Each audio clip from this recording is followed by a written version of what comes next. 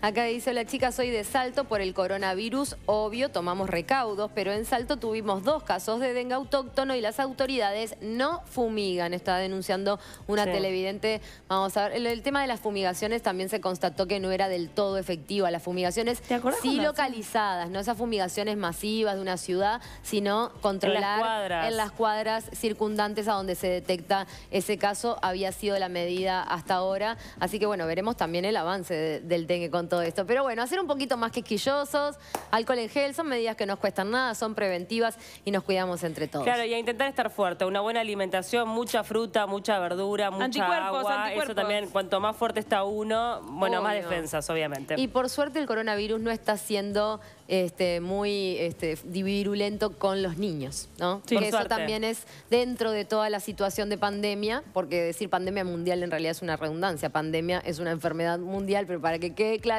los niños no han sido tan atacados como con otros virus que hemos visto también expandirse por varios países. Y ahora vamos a seguir hablando de feminismo porque este es el mes de la mujer, ¿no? Te venimos del Día Internacional de la Mujer el pasado 8 de marzo, pero todo el mes de marzo es el Día de la Mujer. Y nosotras aquí quisimos plantear el tema de la religión y el feminismo. Lo hablamos con una representante católica que nos decía un poco cómo podían convivir estas dos realidades. Pero cuando uno dice, bueno, está bien, la religión católica, muy asociada al occidental también y muy extendida en el mundo occidental.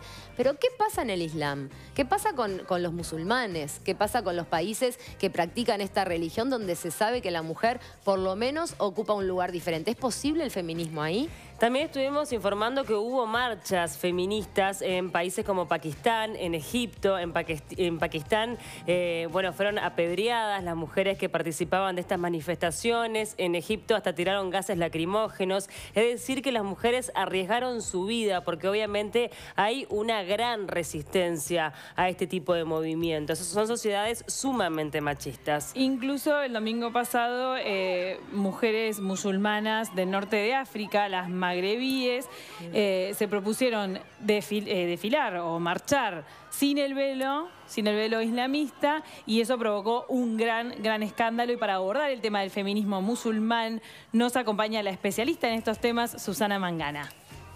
Adelante, Susana, es un placer. Hola, ¿qué tal? ¿Cómo estás, chicas? ¿Qué tal? A partir de ahora, Susana. Ahora, sin darnos la mano. Nos damos la mano. De casualidad. Un movimiento en vez de cosas. Y sí, nos queda bien. Aparte nos rezongaban por el ruido del... Cuando saludábamos a los... bueno, te lo hice igual, ¿viste? Pero hay que ser cálidos con los invitados, ¿no? Y justamente con este tema del coronavirus, ¿cómo afecta en otros órdenes, ¿no? Porque no es solo el tema de la salud, que nos preocupa a todos, pero yo tenía que estar volviendo ayer de Qatar, de un congreso académico, y se suspendió muy a última hora. Ya teníamos billetes adquiridos, teníamos reservas de hotel. En fin, yo había hecho contactos para ir a dar otras charlas en la universidad, verme con profesores, con colegas, y bueno, tuvieron que cancelarlo por lo que es la psicosis, ¿no? Y también la alarma social que esto despierta.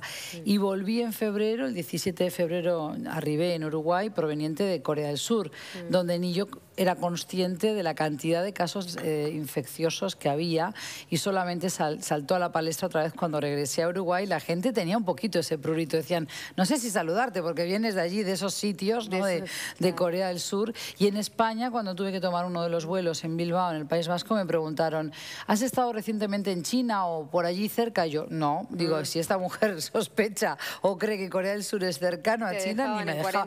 Claro, te decía, porque si hubieras estado tenía que dejarte aquí en tierra, en cuarentena. Nos preguntábamos hoy, si te fuiste por un viaje de trabajo, ¿tenés hijos chicos que dependen de vos? ¿Tenés que volver y quedás 40 días varado en un destino del mundo?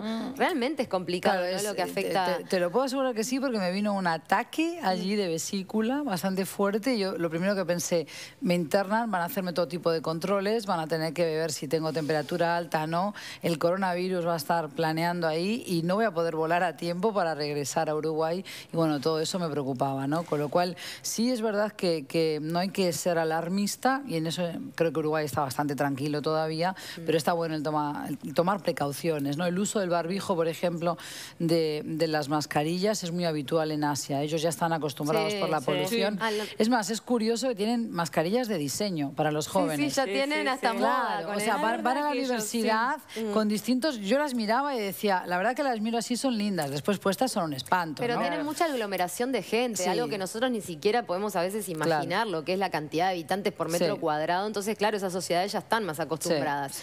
Pero yendo al tema, queríamos introducir este tema del feminismo en el mundo musulmán con una frase de Malala, ¿no? Esta militante pakistaní que con 17 años ganó el Premio Nobel de la Paz, hoy tiene 22, y ella decía una frase así: mi madre siempre me dijo, esconde tu cara, la gente te mira. Yo contestaba, no importa, yo también los miro a ellos. Es una de las tantas frases entonces que la hicieron famosa a esta activista pakistaní que luchaba por poder estudiar y que fue atacada por un grupo, agredida por un grupo terrorista por subirse a un autobús escolar. Claro, bueno, a ver, el caso de Malala ha sido muy estudiado y también aquí en Uruguay. Justamente el otro día, el domingo, preparando deberes con mis hijas, nos sorprendíamos que, bueno, mi pareja concretamente no conocía a Malala ni sabía del nombre de ella. Y mi hija de 10 años le decía, ¿no sabes quién es Malala? Como diciendo, no puede ser, no sabe nada de Disney, tampoco sabe nada de Malala, esto lo tengo que corregir. Y la pequeña le daba toda una explicación y yo quedé muy contenta de ver que ella... A ver, este tipo de historias donde hay niñas, jovencitas involucradas, quizás a veces, sin ser el único caso, demuestran que evidentemente hay necesidad de hacer hincapié en este tipo de historias porque, como bien decíais, el Día Internacional de la Mujer no se celebra ni se puede ni siquiera desfilar o marchar como se hace en Occidente en muchos lugares, no solo en el mundo musulmán, en Asia y en África. Claro, ahora lo comentábamos antes de estar charlando contigo, de que hay una opresión muy grande en este tipo de sociedades y donde las mujeres ponen en riesgo su vida al luchar por derechos tan básicos como ir a estudiar o poder manejar. Sí, bueno, también siempre con los matices que hemos hecho ya con vosotras en otras ocasiones, porque si no siempre retroalimentamos esa idea de que el mundo musulmán es todo patriarcal, machista, de que las mujeres no tienen ningún derecho, y en realidad no es así. Hay muchísimas mujeres que han ido conquistando derechos, obviamente no de manera fácil, todavía hay algunas luchas que dar que también existen en esta parte del mundo, como es la brecha salarial o los techos de cristal para poder acceder a otro tipo de cargos de jerarquía o de responsabilidad en una empresa, pero qué duda cabe que una mujer tunecina disfruta de mayores libertades individuales que una mujer afgana. Y también la diferencia entre el campo y la ciudad es bien visible. No es lo mismo vivir en Egipto, por ejemplo, en la ciudad en Alejandría, cercana al mar y muy abierta a otras culturas, tradicionalmente ha sido así, o la capital en el Cairo, que por ejemplo vivir en medio de las estepas de Afganistán. Eso siempre tenemos que tenerlo presente. Esta lucha entre los islamistas y las mujeres que pretendían reivindicar sus derechos en Pakistán, por ejemplo, nos habla también de esta dicotomía de sociedades que están aferradas, como ancladas no solo a lo religioso, sino a la tradición. ¿Pero está basado en la religión este machismo tan opresivo o no tiene nada que ver? Esa pregunta es súper importante porque muchas veces confundimos con que es el Islam el que oprime a las mujeres, y en ese sentido las tres religiones reveladas, tanto judaísmo, cristianismo como islam, del libro, ¿no? Claro, las del libro tienen muchísimo en común. Entonces no es solo la religión que históricamente ha relegado a la mujer a un segundo plano, a un plano de, digamos, de estar supeditada primero al padre, después al varón con el que se casaba, que es la familia tradicional que hemos conocido todos, sino que también tiene que ver con la tradición, con las bases culturales de estos países. Y también puede ser un tema de interpretación de las escrituras. Sin duda que sí. Tenemos una frase del Corán, establece que los hombres y las mujeres son iguales, también dice que los hombres son los protectores y proveedores de las mujeres porque Alá ha hecho que uno de ellos supere al otro y porque gastan de sus bienes. Sí, claro, también en la traducción al castellano o cualquier otro idioma occidental, dijeran, bueno, también depende un poco de la palabra que se seleccione. En estas cuestiones la semántica cuenta mucho en los matices. Pero lo que tenemos que entender es que el Islam otorga a la mujer ese espacio que tradicionalmente han tenido en sociedades y en instituciones muy conservadoras, la iglesia, el hogar, claro, o sea, las tareas domésticas. Similar pero eso a otras religiones. Claro, pero eso ha ido cambiando con el tiempo y tenemos mujeres científicas como mujeres profesionales de distintos campos, mujeres deportistas.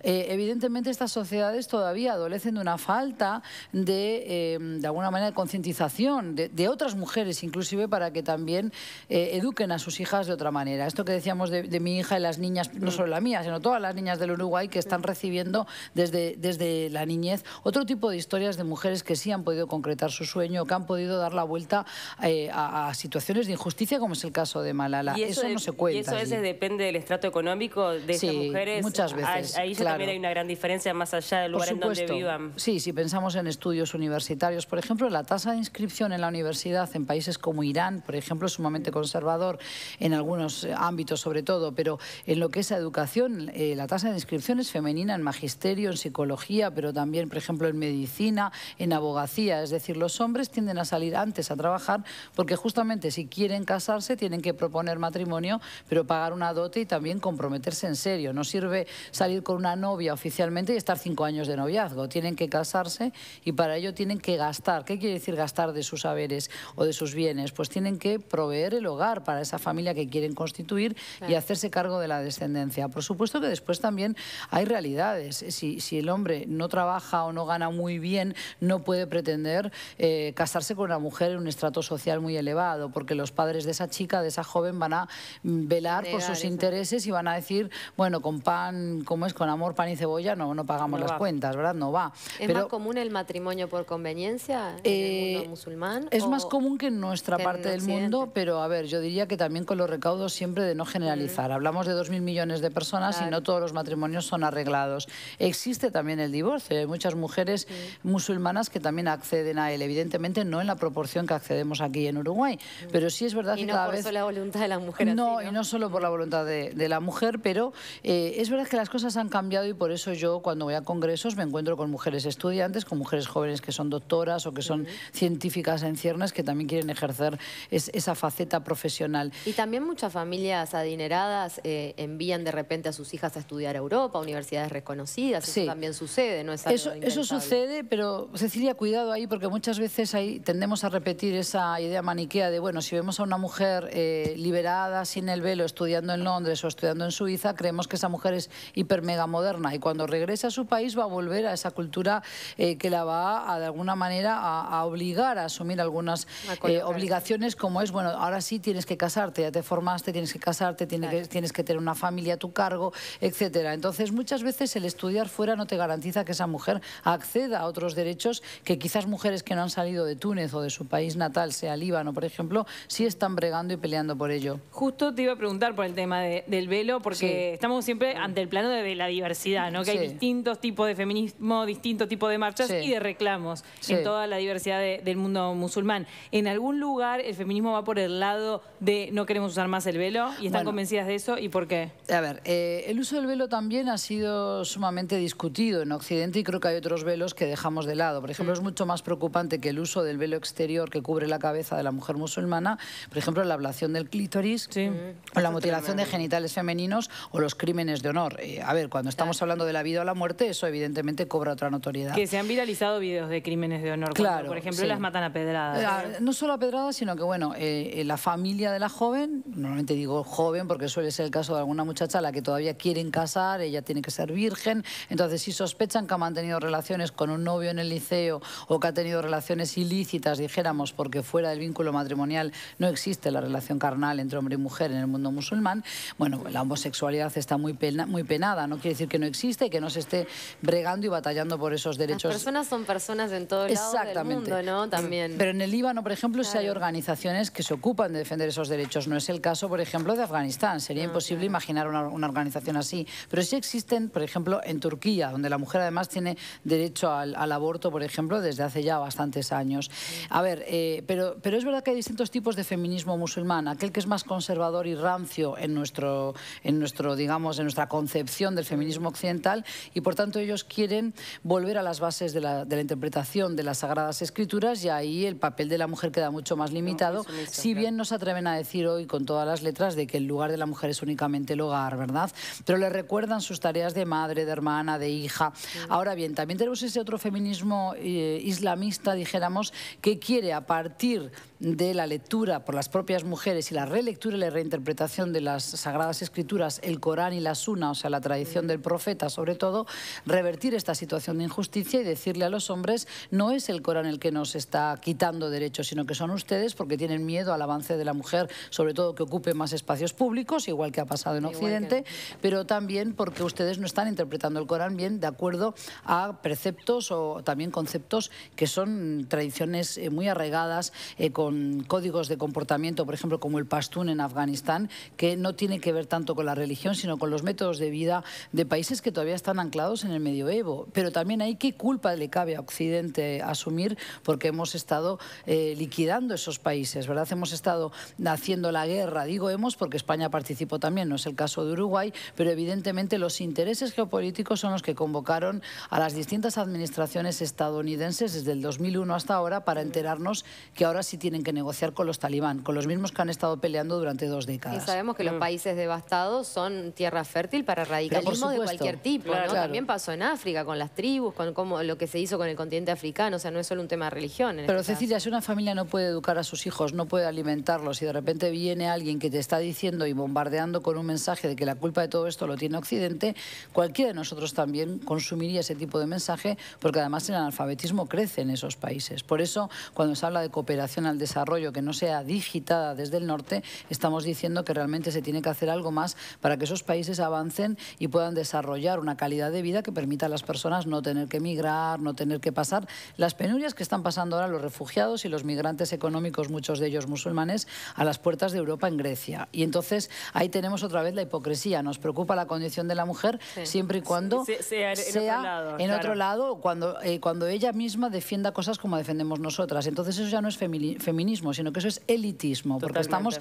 defendiendo solo los derechos de aquellas a las que consideramos iguales. Si las consideramos inferiores a nosotras o que tienen algún tipo de anomalía, entonces ya no los defendemos. ¿Qué pasa con los derechos de la mujer indígena? ¿La consideramos aquí en América Latina igual a la mujer urbanita, chilena o de Buenos Aires o de Montevideo? Cuidado con este tipo de categorías porque en estos días o en el mes de la mujer los discursos maniqueos abundan y yo creo que hay que empezar a separar la paja del heno, como se suele decir. Susana, siempre es un placer tan grande escucharte. Muy rápido, Ceci, porque tú sabes que si no, no avanzamos uno aprende en tema. tanto que la verdad no combinás con el formato televisivo de tan pocos minutos, porque uno le dan ganas de seguir aprendiendo y de pensar también. Bueno, Esto que nos plantea. Invitarme más seguido y hablaremos de esos temas. Realmente a las indígenas las consideramos, estamos hablando de las mujeres musulmanas y qué pasa al lado de nuestra casa, ¿no? Claro, exactamente. Muchas gracias, Susana, por haber venido a compartir parte de todo tu bagaje cultural y todo tu conocimiento con nosotras. Gracias a vosotras. Bueno, y ahora continuamos con el